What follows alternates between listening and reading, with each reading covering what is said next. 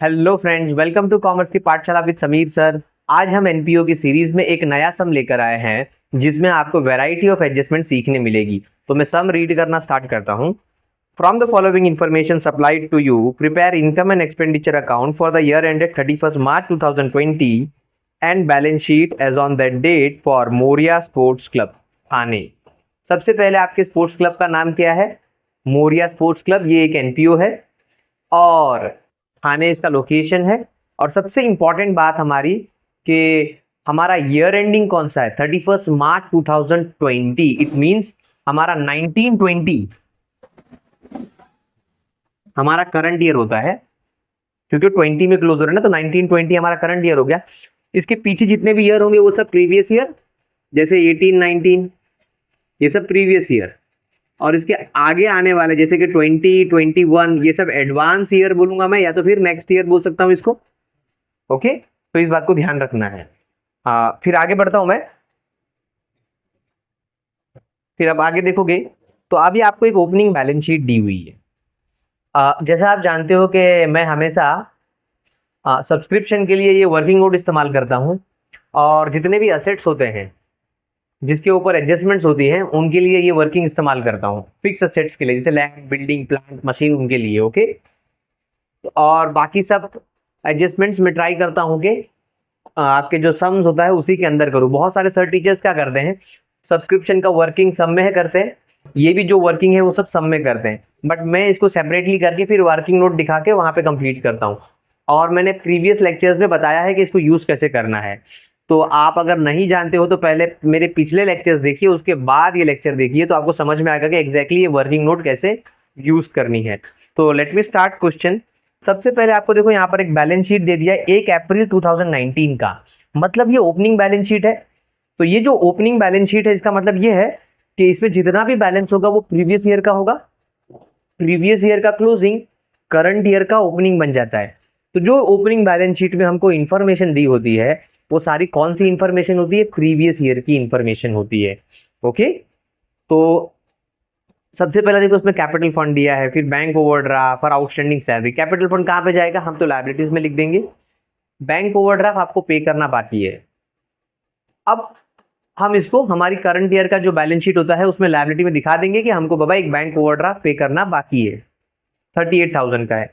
आपको सैलरी भी पे करना बाकी है, 4,000 रुपीज आउटस्टैंडिंग है ना, लायबिलिटी साइड में दिखा रही है। मतलब बट ये करंट ईयर की है कि प्रीवियस ईयर की है? ये सारी प्रीवियस ईयर की है। ओके, दूसरा आपको मशीन है 69,000 का। देखिए मैंने बताया है कि अगर इसकी कम से कम 2 बैलेंस अवेलेबल है, जैसे कि यहाँ पे 3 बैलेंस है हमारी वर्किंग के लिए, किसी भी असेट्स का ओपनिंग बैलेंस, किसी भी असेट्स का रिसीव्स एंड पेमेंट अकाउंट वाला बैलेंस, और किसी भी असेट्स का क्लोजिंग बैलेंस। अगर ये 3 बैलेंस में से मिनिमम 2 बैलेंस भी अवेलेबल है तो हम उस असेट्स को यहाँ पर लेके आएंगे, वर्किंग में करेंगे। और मान लो कि उसका एक ही बैलेंस अवेलेबल है तो डायरेक्टली उसको हम बैलेंस शीट में जाके लिख देंगे। क्यों? क्योंकि एक बैलेंस अवेलेबल है, इसका मतलब उसके ऊपर कोई ज्यादा एडजस्टमेंट ही नहीं है, तो उसको फिर इतनी बड़ी वर्किंग में लाके टाइम वेस्ट करना है। समझ में आ रहा है? तो कौन सा fix assets? Land, building, plant, machine, furniture, equipment, जैसे कोई भी फिक्स असेट्स हो, बट मिनिमम अगर 2 बैलेंस होगा तो हम लोग उसको यहाँ पर लेकर आएंगे, अदरवाइज डायरेक्टली असेट्स में लेके जाएंगे। तो अभी मशीन का तो एक बैलेंस मिल गया है ओपनिंग। अगर इन दोनों में से कोई भी, जैसे कि रिसिप्ट एंड पेमेंट अकाउंट वाला या क्लोजिंग बैलेंस, दोनों में से कोई एक भी मिल गया तो हम लोग मशीन को यहाँ पर वर्किंग में करेंगे और बाद में आंसर में लेके जाएंगे। और मान लो कि एक ही बैलेंस होता है तो डायरेक्टली मैं मशीन को सिर्फ बैलेंस शीट में लिखूंगा। ओके, आगे बढ़ते हैं। मशीन असेट्स होता है। अब देखो आउटस्टैंडिंग सब्सक्रिप्शन है, पिछले साल आपका सब्सक्रिप्शन आने वाला था, वो आया नहीं अब तक। आपकी इनकम होगी ना सब्सक्रिप्शन, तो आउटस्टैंडिंग है, वो आने वाला था बट आया नहीं है, तो क्या करेंगे? एज इट इज हम लोग बैलेंस शीट में जाके इनर कॉलम में लिख देंगे। Okay, prepaid insurance premium last year 18-19 में, देखो हमारा अभी तो 19-20 है करंट ईयर, बट हमारा प्रीवियस ईयर कौन सा था? चलो एक काम करता हूं, मैं यहां पे करता हूं समझाने के लिए, ज्यादा प्रिफरेबल है। आपका करंट ईयर कौन सा है? 19-20, तो आपका प्रीवियस ईयर कौन सा बनता है? 18-19, बराबर। तो 18-19 में आपने एक इंश्योरेंस प्रीमियम पे किया, 18-19 का तो पे किया, साथ साथ में आपने 1920 का भी पे कर दिया। तो मैं कहूँगा ऐसा कि आपने 18-19 में जो इंश्योरेंस प्रीमियम पे किया वो उस साल का तो पे किया, साथ साथ में आपने एडवांस नेक्स्ट ईयर का भी पे कर दिया। इट मीन्स आपने प्रीपेड कर दिया होगा 18-19 में। और आप जानते हो कि अगर आप कोई भी प्रीपेड एक्सपेंस पे करते हो तो आप कहाँ पे दिखाते हो? असेट्स में। इसीलिए ये ओपनिंग बैलेंस शीट में अवेलेबल है। मतलब 18-19 में आपने वो जो भी प्रीपेड अमाउंट पे किया होगा वो आपने असेट्स में दिखाया होगा। यस और नो? ठीक है, तो अभी 1920 आ गया हमारा। तो मीन्स मैं कहूंगा कि जो आपने प्रीपेड एक्सपेंस 18-19 प्रीवियस ईयर में पे किया था वो करंट ईयर का था। मीन्स ये हमारा जो ईयर आ गया उसका था, बिकॉज प्रीवियस ईयर में आपने इस साल का पे कर दिया था। अभी ये साल आ गया तो ये साल का तो एक्सपेंस है ना, तो ये साल फिर मैं कहां पे दिखाऊंगा? एक्सपेंसेस में दिखाऊंगा। सॉरी, मैंने इनकम की तरफ देखा था, एक्सपेंस की तरफ दिखाऊंगा। ओके, बिकॉज आपने क्या किया था, आपने जो 1920 का एक्सपेंसेस है आपने 18-19 में ही पे कर दिया था। अभी 1920 आ गया ना, तो 1920 में दिखाऊंगा कि नहीं दिखाऊंगा कि पापा ये एक्सपेंस है इस साल का, हमने पिछले साल प्रीपेड कर दिया था। बात समझा? आगे बढ़ते हैं, just give me a hold.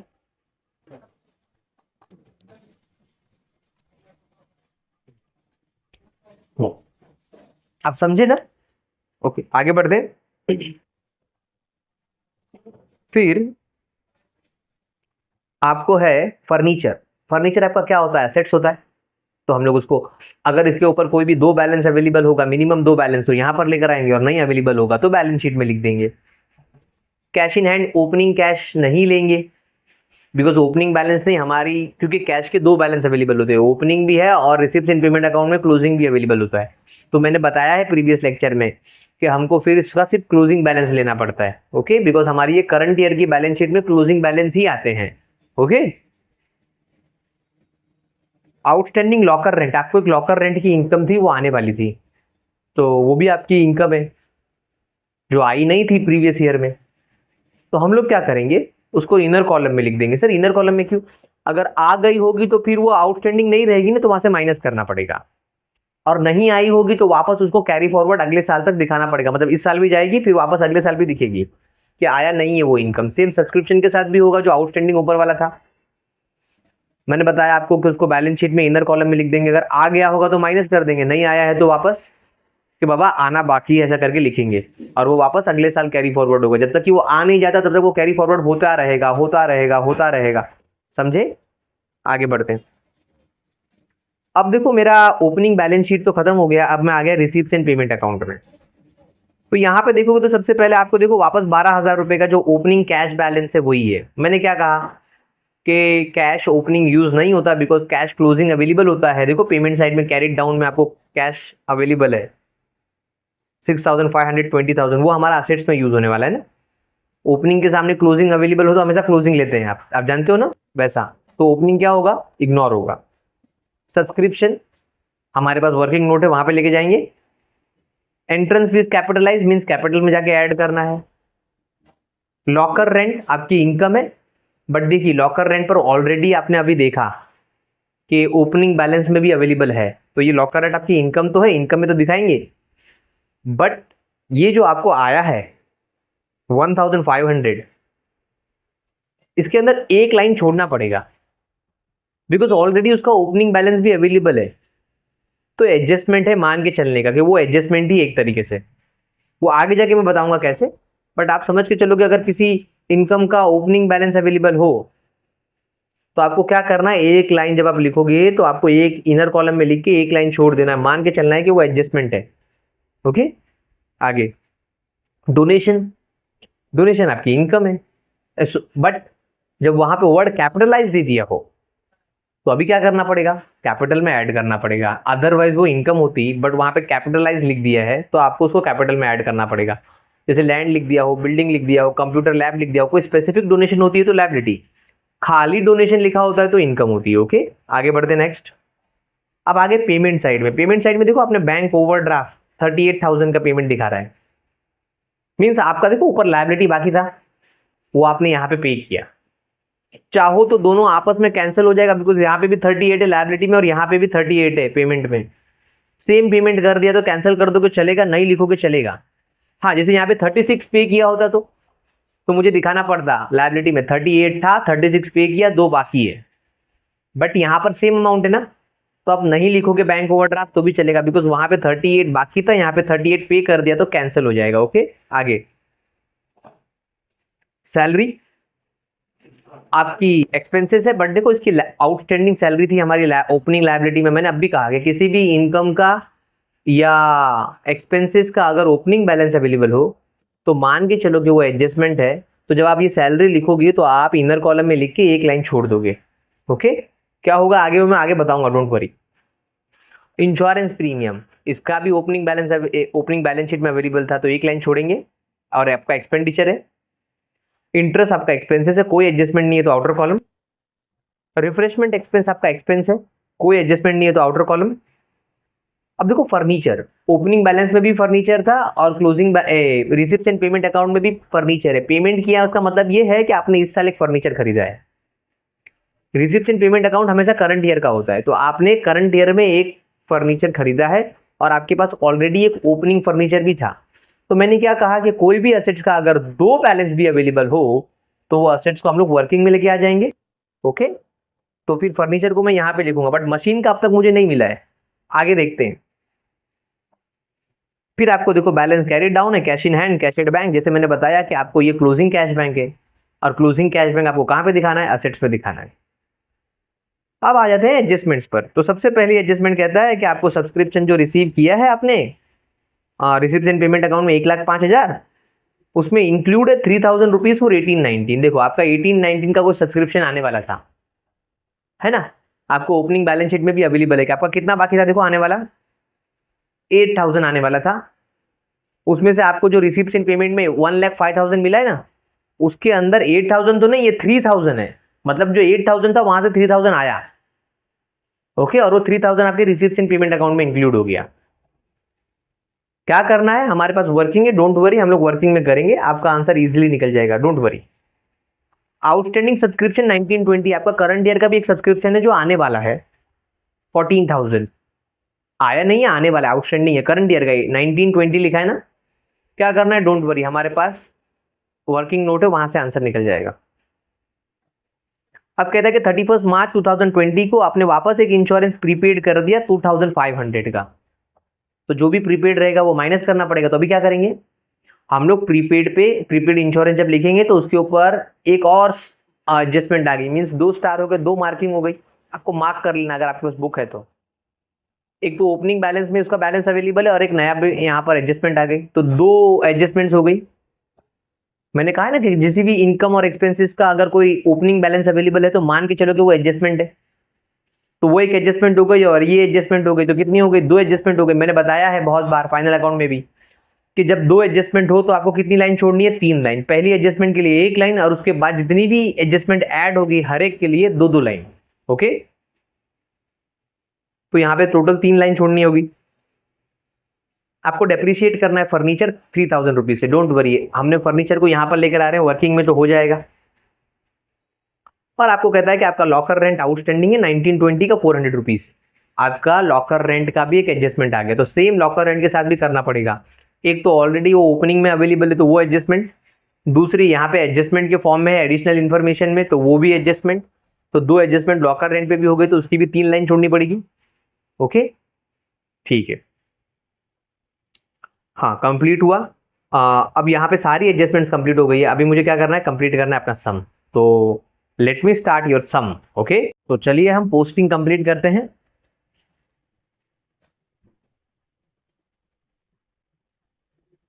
Okay, सबसे पहले हमारे पास ओपनिंग बैलेंस शीट में कैपिटल फंड है 64,500, जाके कैपिटल में लिख देंगे। यहाँ पे कैपिटल लायबिलिटीज में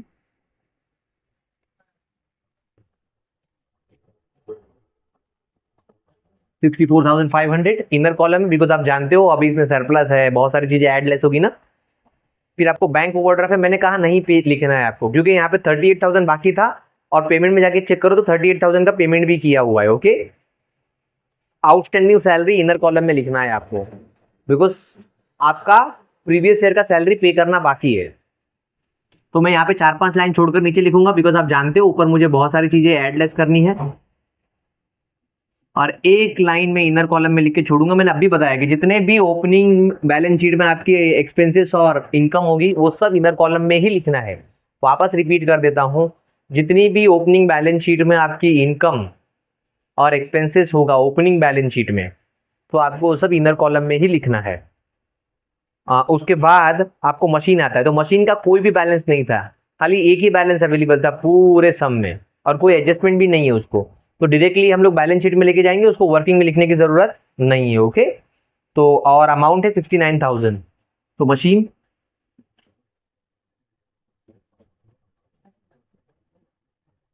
नेक्स्ट आपको है आउटस्टैंडिंग सब्सक्रिप्शन। देखो ये आपका इनकम है, तो और ये ओपनिंग बैलेंस शीट में तो मैं इनर कॉलम में लिखूंगा। ओके, अमाउंट है 8,000, तो आउटस्टैंडिंग सब्सक्रिप्शन 8,000 अमाउंट है और इनर कॉलम में लिखना है। ओके, आगे बढ़ते नेक्स्ट। फिर आप देखोगे तो आपको प्रीपेड एक्सपेंसेस है। देखो प्रीवियस ईयर में मैंने ये प्रीपेड कर दिया था। ओपनिंग बैलेंस शीट मतलब कौन सा बैलेंस, प्रीवियस ईयर का, तो प्रीवियस ईयर में मैंने ये प्रीपेड कर दिया था, मींस 18-19 में मैंने 19-20 का पे कर दिया। तो अभी हम लोग 19-20 में लिख रहे हैं ये सब कुछ एक्सपेंसेस, है ना। हमारा करंट ईयर 19-20 चल रहा है और ये 18-90 का बैलेंस है, क्योंकि प्रीवियस ईयर की बैलेंस शीट है ना, ओपनिंग बैलेंस शीट है। तो हमारा प्रीवियस ईयर का प्रीपेड है ये, मींस प्रीवियस ईयर में ही हमने ये एक्सपेंस पे कर दिया था, तो करंट ईयर का तो एक्सपेंस है ना, आप समझ रहे हो। 19-20 का एक्सपेंसेस आपने कब पे कर दिया था, 18-19 में। ओके, तो करंट ईयर का तो एक्सपेंस हुआ, तो मैं यहां पे जाके लिखूंगा एक्सपेंडिचर में, ये आपका प्रीपेड इंश्योरेंस था, बट ये कौन सा है पता है ना आपको, ओपनिंग वाला है। ओके, अमाउंट कितना था इसका, 2,000 रुपीज। हाँ, यहाँ पर अभी एक देखो अपना नॉर्मल इंश्योरेंस आएगा, फिर एक एडजस्टमेंट वाला इंश्योरेंस आएगा, तो आपको टोटल टू टोटल कम से कम आपको 4 लाइन 3 लाइन छोड़नी है, बिकॉज 2 एडजस्टमेंट हो गई ना। मैंने बताया था किसी भी 2 एडजस्टमेंट हो तो कम से कम आपको 3 लाइन छोड़ना रहता है। ओके, समझे। वापस एक बार रिपीट कर देता हूं, आपने जो ये इंश्योरेंस 18-19 में प्रीपेड कर दिया, 18-19 में आपके 19-20 का पे कर दिया था, तो अभी 19-20 चालू है, तो ये एक्सपेंस है ना 19-20 का, तो मैंने एक्सपेंसेस में लिख दिया, आपने जो 18-19 में पे कर दिया था। ओके, आगे बढ़ते हैं नेक्स्ट। फिर आप देखोगे तो आपको फर्नीचर है, तो मैंने क्या कहा था कि फर्नीचर का 2 बैलेंस अवेलेबल है, एक तो रिसिप्ट एंड पेमेंट अकाउंट में भी अवेलेबल है और ओपनिंग बैलेंस शीट में।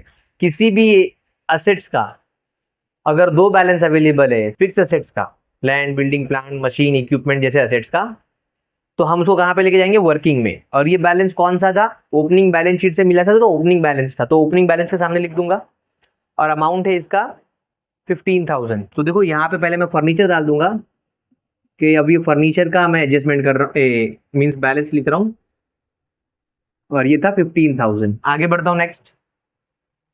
Cash in hand, opening cash ignore होगा, मैंने बताया। अब आउटस्टैंडिंग लॉकर रेंट है, मैंने अभी बोला कि आपका कोई भी प्रीवियस ईयर का इनकम एक्सपेंसेस अगर बैलेंस शीट में अवेलेबल है, ओपनिंग बैलेंस शीट में, तो आपको उसको कहाँ पे लिखना है, इनर कॉलम। अमाउंट है 500 रुपीज, तो यहाँ पर आउटस्टैंडिंग लॉकर रेंट 500 रुपीज, ये प्रीवियस ईयर का था। आगे बढ़ते हैं नेक्स्ट।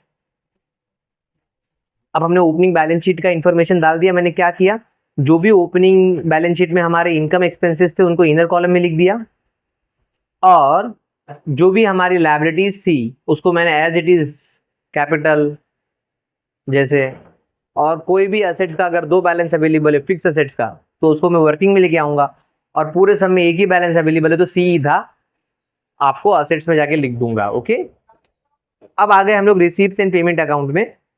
सबसे पहले रिसीप्ट्स में आपको ओपनिंग बैलेंस है वो नहीं लिखना, सब्सक्रिप्शन 1,05,000 का है, और ये अमाउंट कहाँ से मिला, रिसीप्ट्स एंड पेमेंट अकाउंट से। तो देखो ये सब्सक्रिप्शन का वर्किंग नोट है, उसमें amount as per receipts and payment account, तो सामने उसके जाके लिख दूंगा 1,05,000, बिकॉज ये अमाउंट मुझे वहां से मिला है।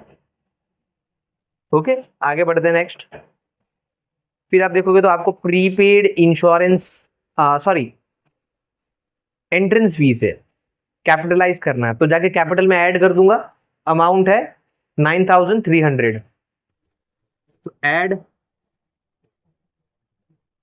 एंट्रेंस फीस 9300, कैपिटलाइज लिखा है मीन्स कैपिटल में जाके ऐड कर देना है। फिर आपको लॉकर रेंट है 1500 की आपकी इनकम है, तो क्रेडिट में जाके लिख दूंगा इनकम लॉकर रेंट। बट एक बात ध्यान रखना कि मैंने अभी बताया आपको कि इसके ऊपर दो एडजस्टमेंट्स है, एक ओपनिंग बैलेंस वाली और एक आपको एडजस्टमेंट्स एडिशनल इंफॉर्मेशन में दी है। तो दो एडजस्टमेंट होगी तो कितनी लाइन, 3 लाइन, तो 3 लाइन मैंने अप्रॉक्स छोड़ दिया। आगे बढ़ते हैं। फिर डोनेशन आ गया, वापस कैपिटलाइज करना है मीन्स कैपिटल में जाके ऐड कर देना है, तो यहां पर वापस ऐड कर दूंगा डोनेशन 800 रुपीज का। अब इसका टोटल निकाल लेता हूं जरा, 0 0 16, तो 1 कैरी फॉरवर्ड हुआ तो 5 14, 1 आया तो 7, तो 74,600 का अब तक का टोटल बैलेंस हो गया। आगे बढ़ते हैं नेक्स्ट। आप देखोगे उसके बाद आपको बैलेंस पेमेंट साइड में आपको देखो bank overdraft balance brought down करके दिया हुआ है, मीन्स इट मीन्स वहां पर आपने वो बैंक ओवरड्राफ्ट पे कर दिया था। तो मैंने बताया ना कि आपका लायबिलिटी में बाकी था और पेमेंट में कर दिया, तो दोनों आपस में कैंसिल हो गया बिकॉज सेम अमाउंट है। अब सैलरी, आपकी सैलरी कितनी थी, 17,500 थी। इसको इनर कॉलम में लिखेंगे, क्यों, क्योंकि इसका ओपनिंग बैलेंस अवेलेबल है ना बैलेंस शीट में, ओपनिंग बैलेंस में। तो मैंने कहा है कि अगर किसी भी इनकम का और किसी भी एक्सपेंस का अगर ओपनिंग बैलेंस शीट में उसका बैलेंस अवेलेबल है तो मान के चलो कि वो एडजस्टमेंट है, तो मैं इसको कहाँ पे लिखूंगा, इनर कॉलम में लिखूंगा। यहां पर बाय सैलरी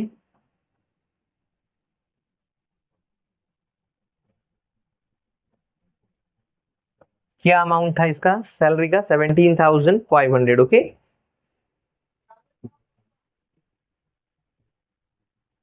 आगे बढ़ते हैं नेक्स्ट। उसके बाद आपको इंश्योरेंस प्रीमियम है, तो आपने 11,000 का इंश्योरेंस प्रीमियम पे किया अभी, तो देखो जाके मैं ऐड कर दूंगा आपके इंश्योरेंस प्रीमियम में, इंश्योरेंस लिखता हूं खाली बिकॉज जगह कम है। तो टोटल इंश्योरेंस कितना हो गया आपका, 13,000 का आपने अब तक पे कर दिया है। एक तो आपने प्रीवियस ईयर में पे कर दिया था और एक अभी करंट ईयर में 11,000 का पे किया, तो 13,000 का इंश्योरेंस हो गया। फिर आगे बढ़ते हैं। आप देखोगे उसके बाद आपको इंटरेस्ट पे किया आपने 1,400 का, तो कोई एडजस्टमेंट नहीं है और आपका एक्सपेंसेस है बिकॉज पेमेंट में है, तो आपका एक्सपेंडिचर आउटर कॉलम में चला जाएगा 1,400 टू इंटरेस्ट।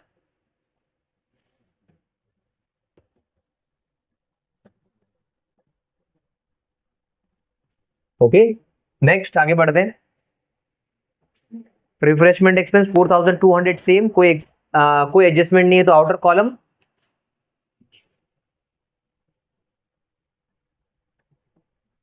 रिफ्रेशमेंट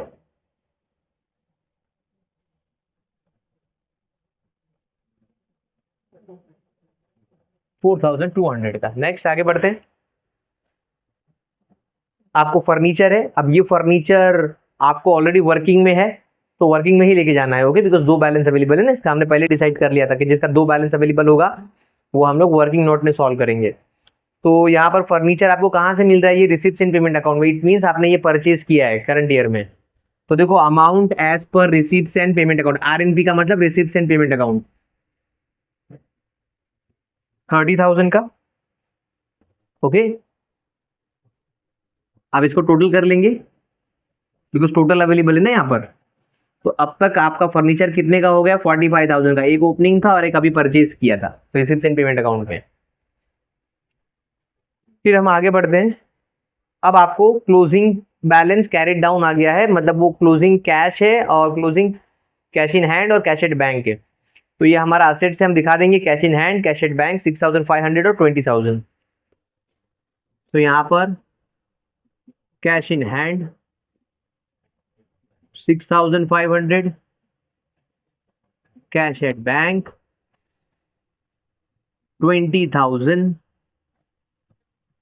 बाहर आ रहा है आपका 26,500 का बैलेंस। ओके, अब आ गए एडजस्टमेंट्स में। तो सबसे पहला कहता है कि आपने जो सब्सक्रिप्शन रिसीव किया है रिसिप्ट्स इन पेमेंट अकाउंट में 3000, उसमें से आपका 18-19 का है। 18-19 कौन सा है? आपका प्रीवियस ईयर है। तो आ जाइए, हमारे पास वर्किंग नोट है, कोई प्रॉब्लम नहीं है। अब जरा इधर देखो, outstanding of the current year, ऐसा कुछ फिलहाल तो नहीं मिला मुझे। Outstanding of the previous year means आपने 18-19 का 3000 अभी रिसिप्ट्स इन पेमेंट अकाउंट में रिसीव किया। ये जो 1,05,000 रिसीव किया ना आपने, उसमें 3000 कौन सा है? प्रीवियस ईयर का। 18-19 आपका प्रीवियस ईयर है, तो ये outstanding of the previous year है। अब अभी रिसीव कर रहे हो, इसका मतलब पहले क्या था? आउटस्टैंडिंग था ना, बराबर कि नहीं? तो 3000 यहां पर आ जाएगा।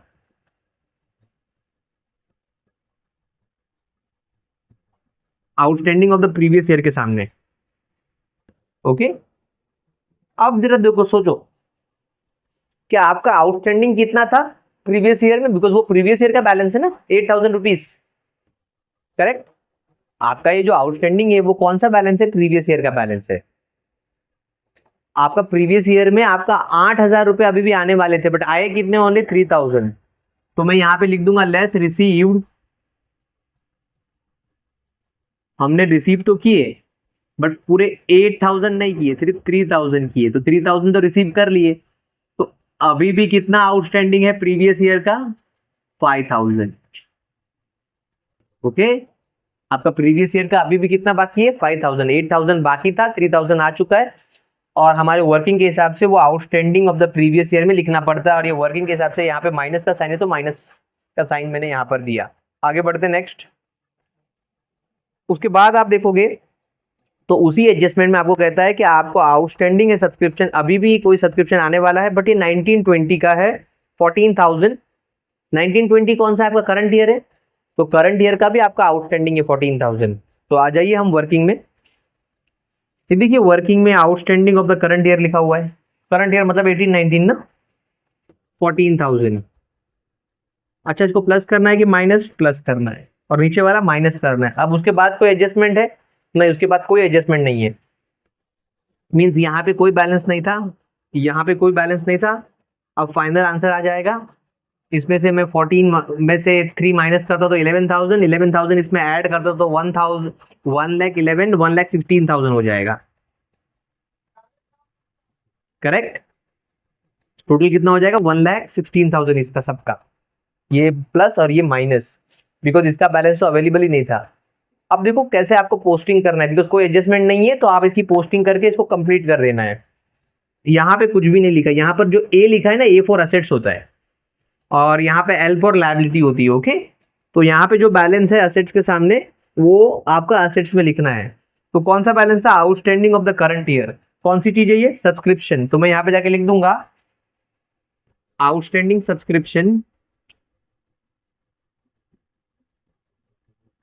ओके, ये मुझे 19-20 करंट ईयर ना, करंट ईयर मीन्स कौन सा रहेगा मेरा? 19-20 करंट ईयर है ना। वर्किंग नोट नंबर 1 से मिला, और अमाउंट कितना है? 14,000, डायरेक्टली आउटर कॉलम। ओके, देखो 14,000 है। उसके बाद देखो ये 3,000 के सामने कुछ लिखा है क्या? कुछ भी नहीं लिखा। फिर यहाँ तो है ही नहीं बैलेंस, यहाँ पे भी नहीं है, बट यहाँ पे देखो इनकम लिखा है, तो ये इनकम में जाके लिखना पड़ेगा। ओके, मेरे करंट ईयर की इनकम इतनी है सब्सक्रिप्शन से, तो बाय सब्सक्रिप्शन मुझे वर्किंग नोट नंबर 1 से मिला आंसर, और अमाउंट है 1,16,000।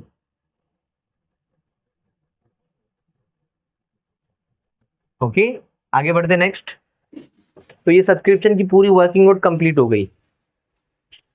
उसके बाद आप देखोगे तो सेकंड एडजस्टमेंट है, आपको कहता है कि 31 मार्च 2020 को आपने एक प्रीपेड इंश्योरेंस किया 2,500 का। अब जरा देखिए ध्यान से, आपने एक इंश्योरेंस तो आपने प्रीवियस ईयर में पे कर दिया था, जो करंट ईयर का था, है ना।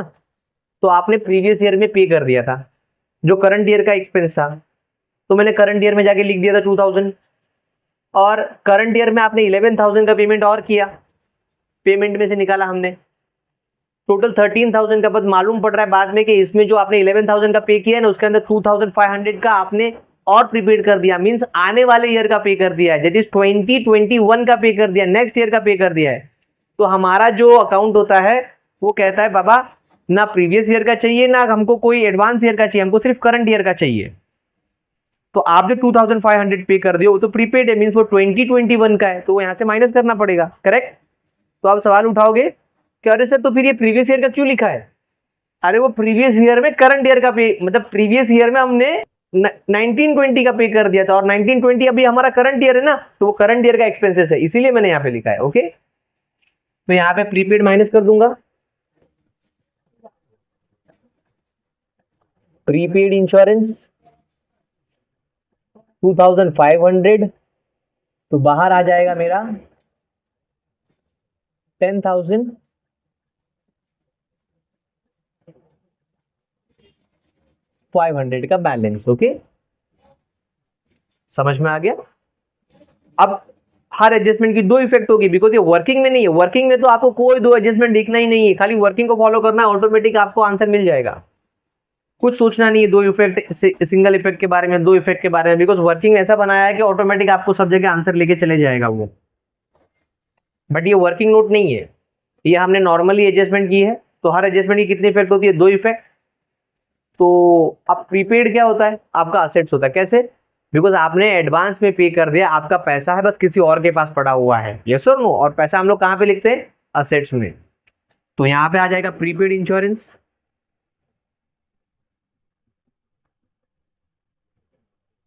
कितना था? 2500 का एडवांस पेमेंट है ना। नेक्स्ट, फिर आप देखोगे डेप्रीशिएट करने बोला है आपको फर्नीचर बाय 3000, ठीक है, वर्किंग में चले जाएंगे बिकॉज हमारे पास फर्नीचर का वर्किंग नोट है। अब देखो डेप्रीसिएशन तो यहाँ पे लिखा हुआ है, तो मैं यहाँ पे जाके लिख दूंगा। अब सुनिए ध्यान से, आपके पास एक ओपनिंग फर्नीचर था और फिर आपने करंट ईयर में और 30,000 का खरीदा, टोटल फर्नीचर आपके पास 45,000 का हो गया और आपको डेप्रीसिएशन कितना है? 3000 है। तो अगर ये 3000 45,000 में से माइनस हो जाएगा तो यहाँ पे बचेगा 42,000, जो आपका फाइनल क्लोजिंग बैलेंस है फर्नीचर का, डेप्रीसिएशन माइनस होने के बाद। और हमारे असेट्स में, करंट ईयर के असेट्स और लायबिलिटीज में हमेशा कौन सा बैलेंस आता है? क्लोजिंग बैलेंस आता है। तो देखो क्लोजिंग बैलेंस के सामने बराबर ए लिखा है, ए मीन्स असेट होगा यहाँ पर। तो ये हमारा जो फर्नीचर है 42,000 का कहाँ पे चला जाएगा? असेट्स में चला जाएगा। कैसे किया? ये 45 में से 3 माइनस होगा ना, तो बेटा बैलेंस आ जाएगा यहाँ पे 42 का। ओके, तो यहां पर आ जाएगा आपका कौन सा असेट्स था? ये फर्नीचर था, वर्किंग नोट नंबर 2 से मिला, और क्लोजिंग ए फॉर असेट्स यहां पर आ जाएगा, क्लोजिंग असेट्स 42,000 का। और देखो ये डेप्रीसिएशन एक्सपेंसेस लिखा हुआ है। अब बोलोगे कंज्यूम, अरे अगर मान लो स्टेशनरी होता, मेडिसिन होता तो कंज्यूम्ड आता। ओके, बदले तो फर्नीचर है ना, तो फर्नीचर पर डेप्रीसिएशन लगता है, तो कहाँ पे जाएगा? एक्सपेंसेस में जाएगा ना, यहाँ पर। तो हम लोग एक्सपेंस में दिखा देंगे, depreciation on furniture, working note number 2, 3000। देखो आपको कोई चीज अगर वर्किंग नोट में है तो टेंशन लेने की जरूरत ही नहीं, दो इफेक्ट की, ऑटोमेटिक वर्किंग सब कुछ बता देगा आपको, वहां पर जाके पोस्टिंग करना है। आगे बढ़ते हैं नेक्स्ट। अब आपको आ गया लॉकर रेंट, आउटस्टैंडिंग था आपका 1920 का 400 रुपीज, मीन्स आपको करंट ईयर का लॉकर रेंट आना बाकी है, आपकी इनकम है लॉकर रेंट। आ जाइए देखते हैं।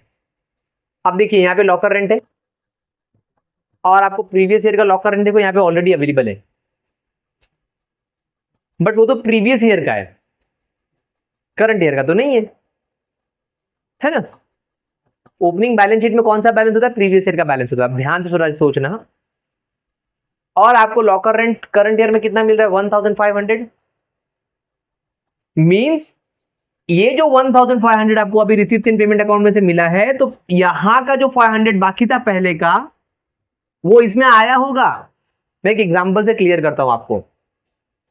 मान लो मैं आपके एक हाउस में रहता हूं रेंट पर, आपका कोई घर है उसमें मैं रेंट पर रहता हूं, और मैंने 2 महीने का रेंट नहीं दिया है और ये 3rd मंथ चल रहा है और मैं आपको रेंट देने जा रहा हूं। तो आप जरा सोचो कि सबसे पहले मैं कौन सा रेंट क्लियर करूंगा? प्रीवियस मंथ का ना, उसके बाद में करंट ईयर का पे करूंगा, करंट मंथ का पे करूंगा। अब बात समझ में आ रही है क्या? तो मैं जब पे करने आऊंगा तो पहले कौन सा पे करूंगा? प्रीवियस मंथ का, और बाद में मैं करंट मंथ का पे करूंगा। तो सेम एज इट इज यहां पर है, आपका प्रीवियस ईयर का ऑलरेडी आपका 500 लॉकर रेंट बाकी था जो आने वाला था, और सामने वाले ने आपको लॉकर रेंट क्लियर किया 1500 रुपीज का, तो पहले कौन सा क्लियर किया होगा? प्रीवियस वाला क्लियर किया होगा ना। और हमारा रूल है अकाउंट का कि ना इसमें कोई प्रीवियस ईयर का दिखाना है ना कोई एडवांस ईयर का दिखाना है, तो वो माइनस कर देना पड़ेगा, बिकॉज ये करंट ईयर का अकाउंट है, तो करंट ईयर की इंफॉर्मेशन होनी चाहिए। और आपका ऑलरेडी एक प्रीवियस ईयर का बाकी था और आपने अब भी करंट ईयर में आपने 1500 रिसीव किया, तो उसमें पहले कौन सा क्लियर किया होगा? वो रेंट की तरह प्रीवियस वाला। ओके, तो यहां पर आपको माइनस हो जाएगा ये रेंट। मैं कहूंगा कि वो रेंट आ गया आपका प्रीवियस ईयर का, तो मैं यहाँ पे लिख दूंगा कि ओपनिंग रेंट रिसीव्ड, ये ओपनिंग रेंट था जो आपको आना बाकी था। कितना था? 500। तो फिर आपने करंट ईयर में कितना रिसीव किया? 1000। ये जो बाकी था वो अभी यहाँ पे रिसीव कर लिया था ना। और करंट ईयर में आप प्रीवियस ईयर का नहीं दिखा सकते क्योंकि ये करंट ईयर की परफॉर्मेंस है। तो ये 500 माइनस हो गया, तो 1000 अभी भी बाकी, मतलब आया होगा मेरे पास। अब जब ये आ गया है, ये 500 रिसीव कर लिया है, तो यहां से हटा दूंगा ना कि मैंने रिसीव कर लिया। आप समझे कि आपका प्रीवियस ईयर का रेंट 500 आना बाकी था, आपने करंट ईयर में 1500 रिसीव किया, तो पहले इस पे कौन सा रिसीव किया होगा? प्रीवियस वाला क्लियर किया होगा सामने वाले ने। तो फिर जो करंट ईयर का आपको आया है वो सिर्फ 1000 आया है, बिकॉज अब इसको माइनस क्यों किया? बिकॉज आप प्रीवियस ईयर का बैलेंस यहाँ पर नहीं दिखा सकते, ये करंट ईयर की परफॉर्मेंस है। और जब वहां पे रिसीव कर लिया है तो फिर उसको मैं क्यों दिखा? वो तो नील हो जाएगा ना, आउटस्टैंडिंग थोड़ी, अभी रिसीव कर लिया ना मैंने, इसीलिए। अब अभी आपका रेंट, करंट ईयर का भी एक रेंट आना बाकी है, लॉकर रेंट 1000, सॉरी कितना अमाउंट है यहाँ पर? 400 का, 1920 का। आपकी इंफॉर्मेशन कहती है कि आपका जो 1920 का है ना वो भी एक आना बाकी है। ये तो था 1890 का जो हमने रिसीव कर लिया, इसलिए मैंने यहां से हटा दिया बिकॉज ये 1819 का है। बट आपका 1920 करंट ईयर का भी आना बाकी है 400 रुपीज। और आउटस्टैंडिंग हमेशा क्या करते हैं? ऐड करते हैं। तो यहाँ पे जाके ऐड कर दूंगा कि बाबा एक और रेंट आना बाकी है मेरा, आउटस्टैंडिंग लॉकर रेंट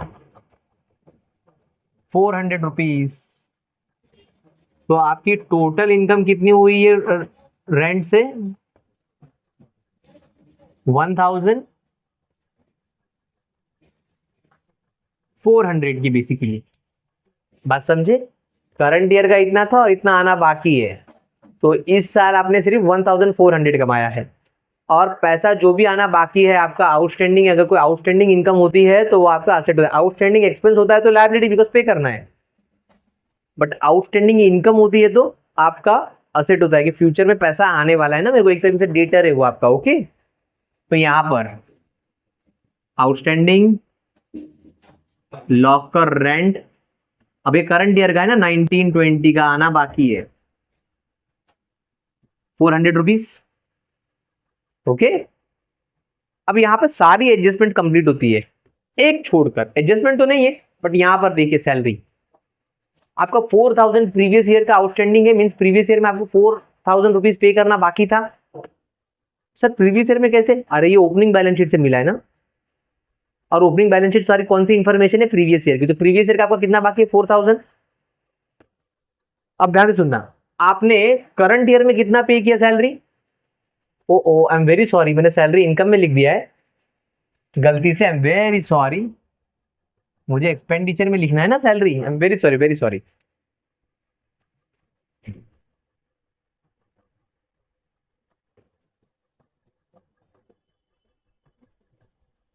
तो देखिए यहाँ पे सैलरी 17,500 रुपीज, वो गलती से मैंने लिख दिया, माफ करना।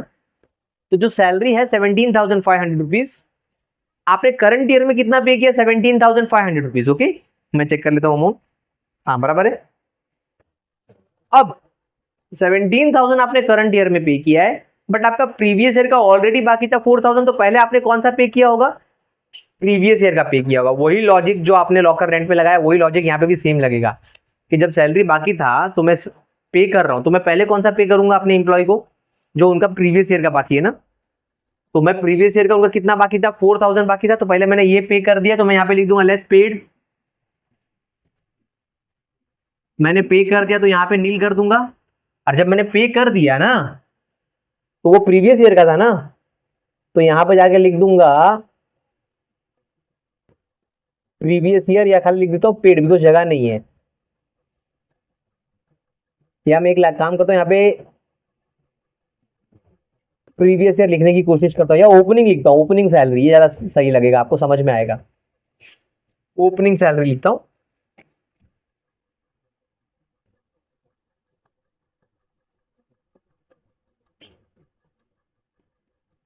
तो यहां पर आ गया आपका बेसिकली, हाँ यहां पर आ जाएगा आपको 13,500 रुपीज आपका करंट ईयर का सैलरी आपने पे किया। आप समझे, जब आप सैलरी पे कर रहे थे तो आपने टोटल पे किया 17,500, बट इसमें सबसे पहला कौन सा पे किया होगा, जो आपका प्रीवियस ईयर का बाकी होगा, तो आपने वो क्लियर किया। जब वो क्लियर कर दिया तो वो नील हो गया, लायबिलिटी बची नहीं। नहीं पे किया होता या कम पे किया होता तो कैरी फॉरवर्ड होता।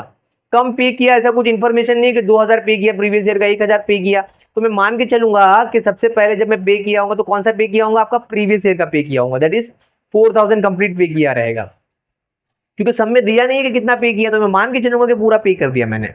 जब मैंने यहाँ पे 17,500 रुपीज पे किया है तो उसमें से प्रीवियस ईयर का 4,000 था, तो सिर्फ करंट ईयर का 13,500 का, और मुझे करंट ईयर का ही दिखाना है, बिकॉज हम लोग करंट ईयर का अकाउंट बना रहे हैं। ओके, 19 का नहीं, 1920 का बना रहे हैं। 1920 it's our current year. Okay,